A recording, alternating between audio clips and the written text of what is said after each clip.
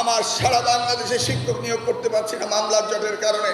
শুধু primary school নয়, high school, every sector, promotion, every more than 30,000 মামলা শিক্ষা মন্ত্রণালয়ের বিরুদ্ধে রয়েছে। ওই যে সাউথ আফ্রিকার ইউনিভার্সিটির সামনে লেখা, একটি জাতিকে ধ্বংস করতে হলে নিউক্লিয়ার বোমার প্রয়োজন হয় না, শিক্ষাকে ধ্বংস করলেই হয়।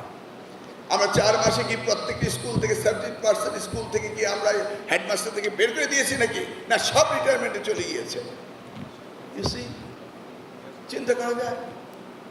আপনার এলাকার স্কুল, এখন আপনি ডিপিও টিওরে গালাগালি করেন, এটিওরে গিয়ে গালাগালি করেন, কোনো লাভ আছে? এখন বলে আপনি কি করলেন 4 মাস, তাই না?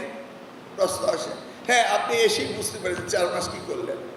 The day I stepped in, from that day I'm working to introduce more teachers. কিভাবে আমরা টিচার ইনক্লুড করবো? হাউ? কোর্টে মামলা। ফাইন, কোর্টে মামলা কি 2026 সালের 18 তারিখে পরে হয়েছে? না, এই মামলা হয়েছে 2017 সালে। মামলাটা খুব সিম্পল। 32,500 শিক্ষককে হেডমাস্টার বানানো হবে।